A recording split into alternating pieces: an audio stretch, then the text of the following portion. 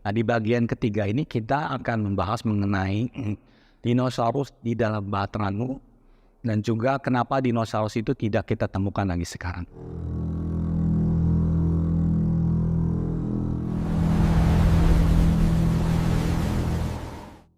Nah, Bapak sekalian, sebelum saya mulai dengan dinosaurus di dalam Bahtera Nuh, pertanyaan pertama adalah apakah banjir Nuh itu bersifat global atau bersifat lokal? Ini menjadi pertanyaan yang harus dibahas dulu sebelum kita bicara mengenai dinosaurus, apakah dinosaurus itu masuk dalam Bahtera Nuh atau tidak. Karena kalau banjirnya bersifat lokal, maka dinosaurus itu tidak perlu masuk Bahtera Nuh. Nah, Bapak sekalian, kita bisa melihat bahwa kisah mengenai banjir besar ini itu ada di dalam beberapa kebudayaan. Ada di Hawaii, ada di China, ada di Toltec, di Meksiko, ada di orang-orang Yahudi, orang-orang Babilonia, dan juga ada di dalam Alkitab, juga ada di dalam Al-Quran. Ya, orang-orang Arab. Bapak-Ibu sekalian, jadi kita bisa melihat bahwa kisah banjir ini bersifat global. Nah, kalau misalkan banjirnya bersifat lokal, maka mestinya kisah itu hanya bersifat lokal. Seperti misalkan legenda Maling Kundang, legenda Roro Mendut, dan segala macam itu hanya bersifat lokal. Tapi kalau dia bersifat global, jadi kita bisa menyimpulkan ada kemungkinan besar bahwa banjir ini bersifat global. Nah, Bapak-Ibu sekalian, kita akan lihat sekarang bukti-bukti ya bahwa di dalam beberapa budaya itu bahwa banjir ini bersifat global.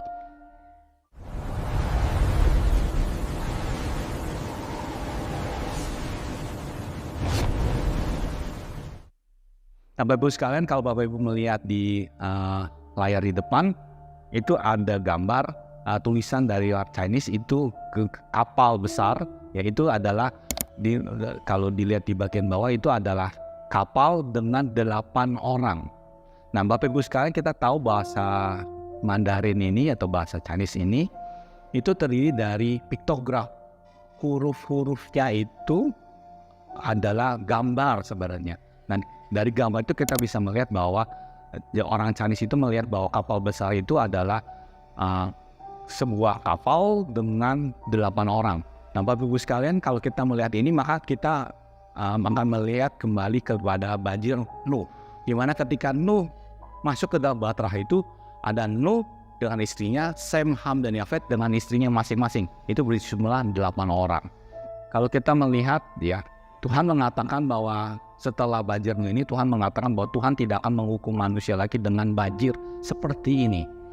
Nah, Bapak-Ibu sekalian, ini adalah humor yang digambarkan oleh orang-orang yang percaya penciptaan bahwa wah, coba lihat ini ada pelangi yang begitu indah. Ini ada janji daripada Tuhan bahwa Tuhan tidak akan mengirimkan banjir seperti ini banjir seperti ini lagi. Banjirnya seperti pada zaman Nuh. Nah, lalu kemudian saya mengatakan, oh, orang-orang profesor Kristen di Christian College itu mengatakan bahwa banjir Nuh itu tidak mengcover seluruh dunia, bersifat lokal saja. Jadi dia mengatakan ini hanya bersifat lokal, iya. Nah, lalu kemudian bagaimana dia menjelaskan bahwa ya tadi di jawabnya itu adalah mereka sekarang duduk di atas rumah yang terkena banjir. Bapak-Ibu sekalian, kalau banjir itu bersifat lokal, banjirmu itu, dan Tuhan sudah banjir tidak akan mengirim jenis banjir seperti ini, maka seharusnya tidak ada banjir lokal lagi dimanapun yang di dalam seluruh dunia.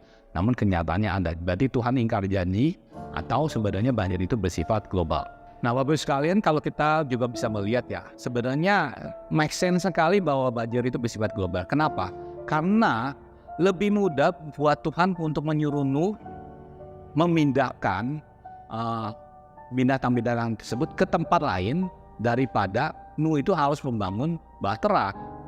Ya, digeser-geser aja, diusir-usir aja, gampang kan? Lalu kemudian juga kita tahu bahwa binatang darat dan burung itu sangat gampang untuk migrasi ke tempat lain daripada harus tinggal selama 1 tahun di dalam bahtera.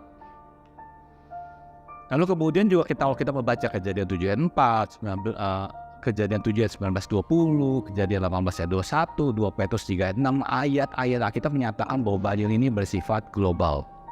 Jadi dari bukti yang ada, dan kemudian kita bisa melihat juga ayat-ayat Alkitab, maka kita harus menyimpulkan banjir itu bersifat global. Nah, kalau banjir bersifat global, Tuhan memerintahkan penuh membawa semua segala jenis binatang, dan kita tadi sudah lihat bahwa dinosaurus itu hidup sampai abad ke-15 di Bishop Bell itu.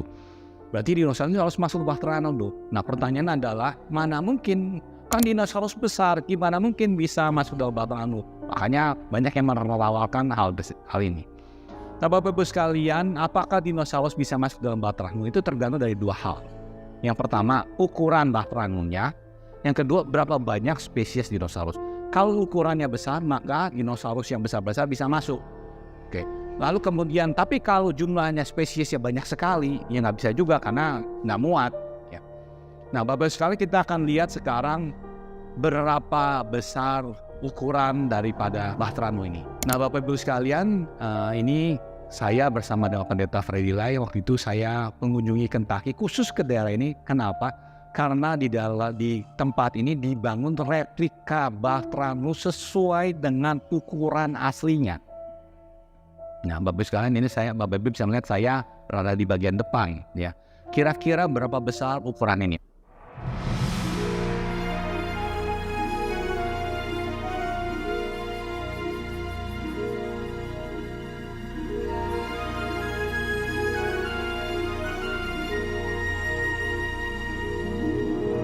Bapak Ibu sekalian bisa lihat ya, ini jalan sangat panjang ya. Bapak Ibu bisa melihat di dalam Alkitab digambarkan bahwa Bahtera Anum itu terdiri dari 3 lantai.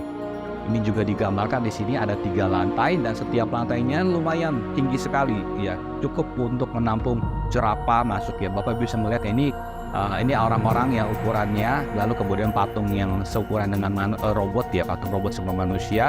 Nah, Bapak Ibu bisa melihat ya bahwa ini cukup untuk menampung gajah, cukup untuk menampung jerapah, dan sebenarnya cukup juga untuk menampung dinosaurus yang ada.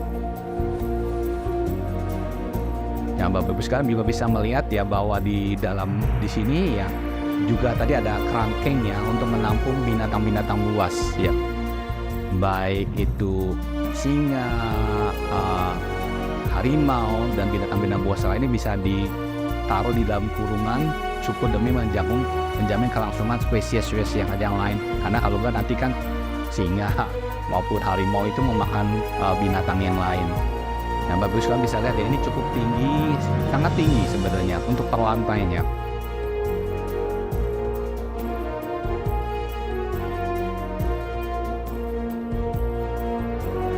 Nah, ini juga ruangan-ruangan yang ada banyak sekali Bapak Ibu sekalian, dan panjangnya itu lebih dari 100 meter ya, kalau nggak salah 110 meter. Bapak Ibu bisa lomba lari 100 meter di dalam Bahtera itu sebenarnya, dari ujung satu ke ujung yang lain ya. Nah, ini bagian luarnya dari The Acting Counter ini tempatnya ya. Ya tentu ini buat karena ini dibangun untuk area wisata. Nah ini adalah restorannya ya. Jadi area wisata tentu dibuat supaya menarik, mungkin supaya anak-anak juga bisa menikmati mereka berkunjung di sana. Nah, nanti kita lihat akan di bagian terakhir ya. Ini di luar ya. Nah, ini kita bisa lihat ya, ini bahteranya sangat besar sekali sebenarnya. Nih.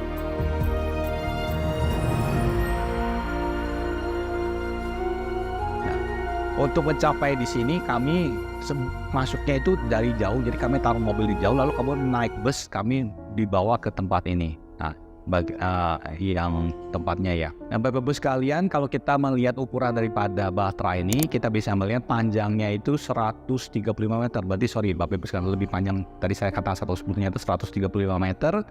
Tingginya lebarnya 22,5 meter. Tingginya 13,5 meter. Tapi karena ini dibagi menjadi 3 lantai, maka tiap lantai itu tingginya sekitar 4,5 meter. Dan areanya kalau dihitung, jadi kan panjang kali lebar lalu dikali 3. Maka luas areanya itu adalah 9.112,4 meter persegi.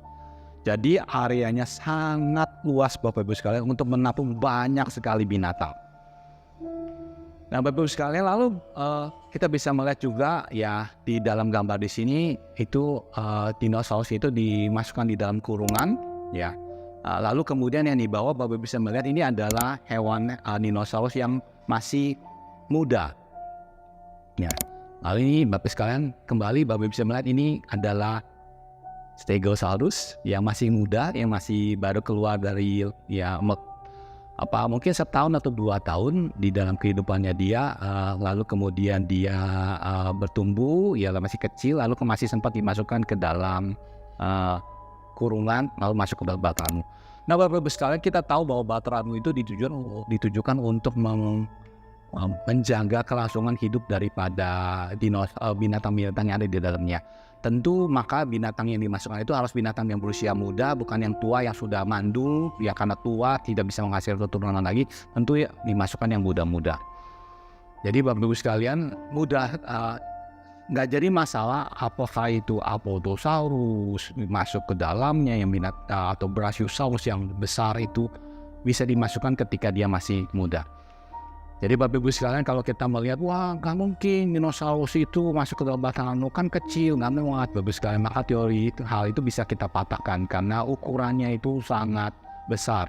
Bapak Ibu sekalian bisa melihat di layar, yaitu dengan truk-truk yang ada, mobil-mobil yang ada, Bapak Ibu bisa melihat kira-kira berapa besar Batranu ini. Oke, ini yang pertama mengenai ukuran. Bapak Ibu sekalian, kedua, berapa banyak spesies dinosaurus yang masuk.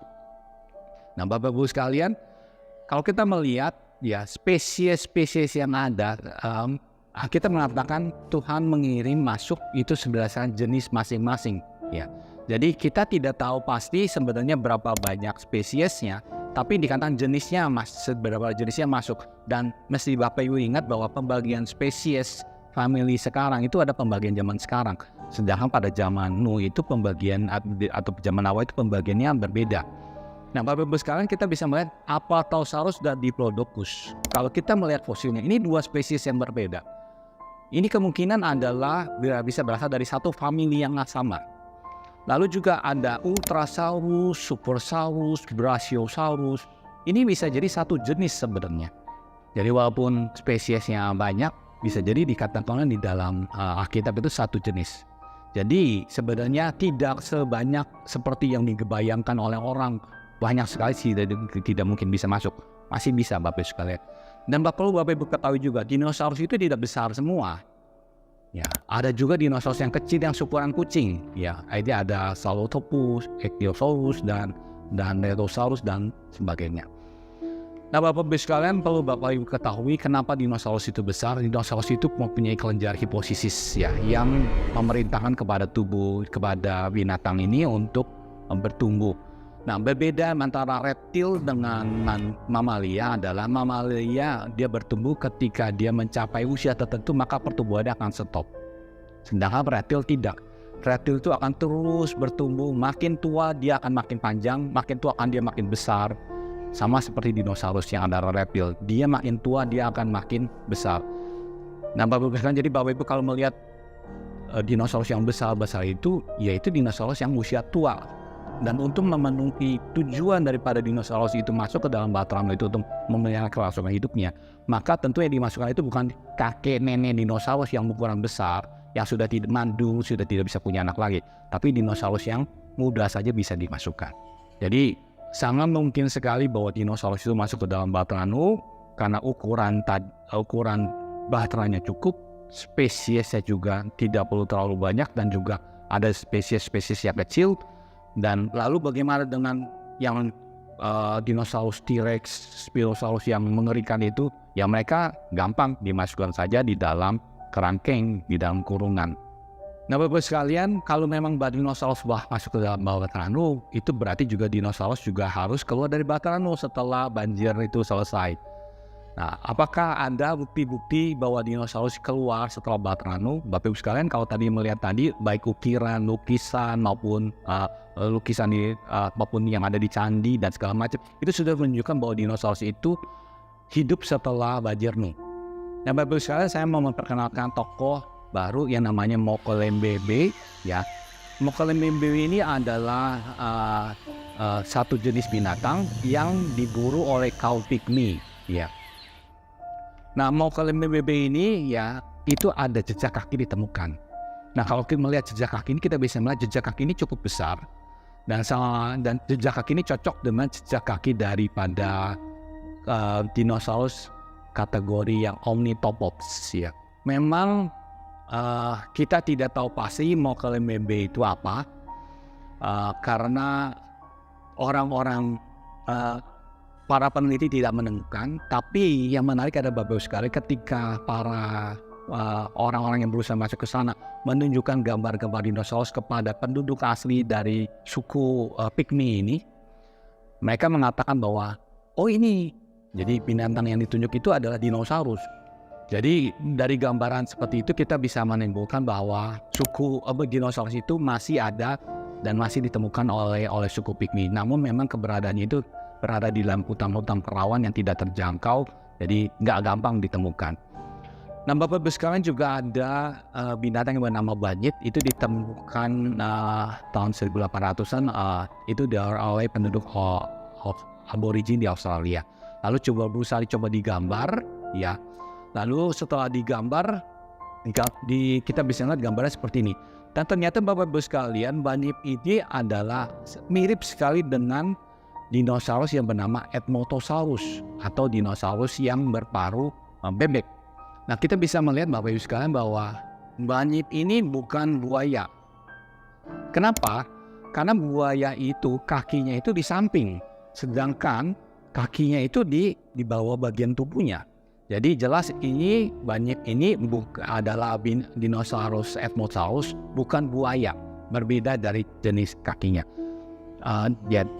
Dari kakinya ya kita bisa lihat ya, bukan di samping tapi menopang tubuhnya. Jadi ini jelas bukan buaya. Nah, kalau memang benar, kenapa Alkitab itu tidak pernah mencantumkan mengenai dinosaurus? Kan Alkitab itu mencatat sampai Adam ya, berarti sudah jauh sekali kan. Nah, berarti mestinya ada dong kata dinosaurus di dalam Alkitab kita. Nah, Bapak Ibu sekalian, problemnya begini. Alkitab kita itu kan ditulis dalam bahasa Ibrani maupun Yunani. Nah, kemudian diterjemahkan ke dalam bahasa Inggris itu terjemahan King James Version itu tahun 1611. Sedangkan kata dinosaurus itu sendiri diciptakan tahun 1841. Jadi antara King James Version dengan penemuan kata dinosaurus itu ada jarak 230 tahun. Itu berarti ya nggak heran kalau Alkitab yang ada kita sekarang itu tidak ada kata dinosaurus. Nah, ya, jadi kalau Bapak Ibu cari dinosaurus ya itu pasti nggak ada lah di dalam Alkitab bahasa Inggris maupun bahasa Indonesia. Tapi adakah kata yang lain yang mungkin mengarah kepada dinosaurus? Coba aja ada Bapak Ibu sekalian. Kata itu adalah kata behemoth. Ya. Nah, behemoth itu kita bisa lihat di dalam kitab Ayub pasal 40 ayat 10 sampai 19.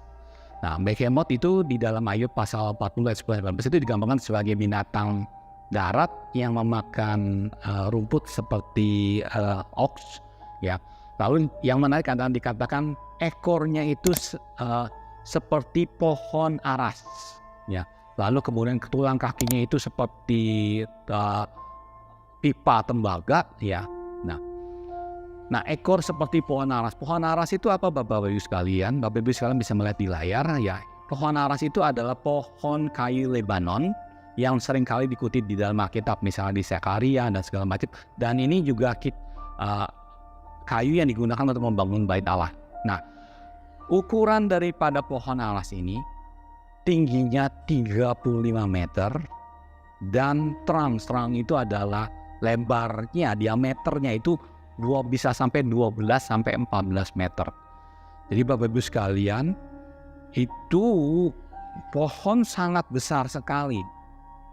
Nah, Bapak Ibu sekalian, memang banyak mengatakan bahwa itu yang di Ayub itu adalah buaya, adalah gajah dan kuda Nil. Nah, problemnya Bapak Ibu sekalian, memang kuda Nil dan gajah itu memang kakinya besar, tapi ekornya itu tidak seperti pohon aras karena ekornya itu sangat kecil. Bapak sekalian bisa melihat ya, ini perbandingan antara dinosaurus ya dengan gajah ya. Kita bisa lihat ekor gajah itu sangat kecil, ya mungkin ukuran seperti ini Bapak Ibu sekalian ya. Kuda juga sama kecil, sedang dikatakan ini ekornya seperti pohon aras yang tinggi sekali. Jadi penggambaran di sini kita bisa melihat adalah dinosaurus ini, apakah itu mungkin Brachiosaurus, ya kemungkinan yang itu ya, karena itu kan salah satu dinosaurus yang kita tahu temukan terbesar saat ini. Itu ekornya itu sangat mirip dengan kayak pohon aras. Nah, Bapak Ibu sekalian, bahkan Bapak Ibu sekalian kalau membuka Bible Books itu menarik ketika kita sorot ke dalam kata behemoth. Di situ dikatakan kata behemoth ini perhaps an extinct dinosaurs. Ya, jadi dikatakan behemoth itu mungkin adalah dinosaurus yang punah. Jadi sudah ada pengakuan juga akan hal ini. Nah, jadi Bapak Ibu sekalian, kalau kita lihat dengan gambaran yang ada di dalam Alkitab bahwa ekor daripada behemoth itu seperti pohon aras, dan satu-satunya binatang di dalam dunia ini yang ekornya seperti pohon aras itu adalah binatang dinosaurus, mungkin kategori spesiesnya Brachiosaurus.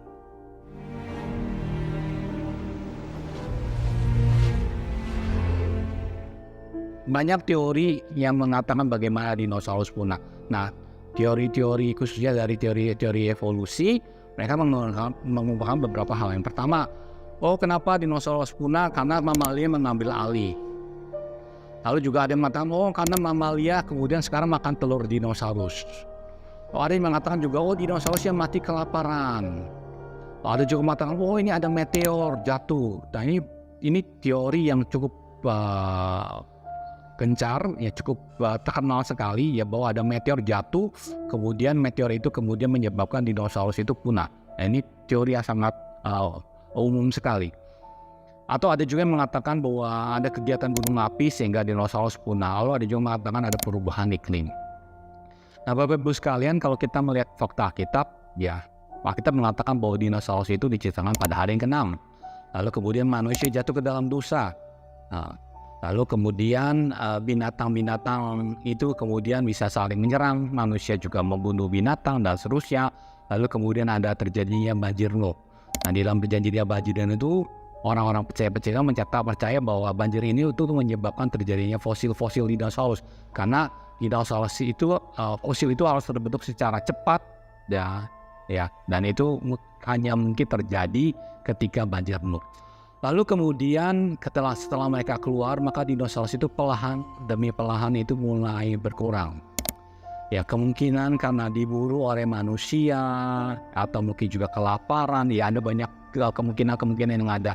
Dan dinosaurus itu diceritakan turun-temurun dari seorang kakek kepada anaknya, lalu diteruskan lagi selanjutnya, dan sehingga beberapa orang kemudian menyatakan bahwa ada kemungkinan bahwa naga di dalam Alkitab itu adalah salah satu jenis dinosaurus. Tapi yang terjadi, kita tahu bahwa dinosaurus itu makin hari makin berkurang, atau kita bisa mengatakan dinosaurus itu punah. Lalu pada tahun 1800-an ditemukan. Jadi Bapak Ibu sekalian, kita tidak tahu secara pasti kenapa dinosaurus itu tidak kita bisa temukan sekarang. Yang kita bisa katakan mungkin punah, atau mungkin jumlahnya berkurang, yaitu karena apa? Karena diburu sama manusia, ya, dan hal ini wajar sekali karena kita tahu zaman sekarang ini banyak juga spesies binatang itu punah karena perubahan iklim, kondisi dan segala macam. Namun memang Alkitab tidak menyatakan kepada kita kenapa dinosaurus punah. Namun fakta-fakta yang ada yang sudah saya tunjukkan tadi bahwa dinosaurus itu hidup, bahkan beberapa dari suku Pygmy tadi hidup sampai dengan abad ke-20 maupun ke-21 ini. Itulah sekian Bapak Ibu sekalian apa yang saya bisa sharekan kepada Ibu mengenai dinosaurus dan Alkitab.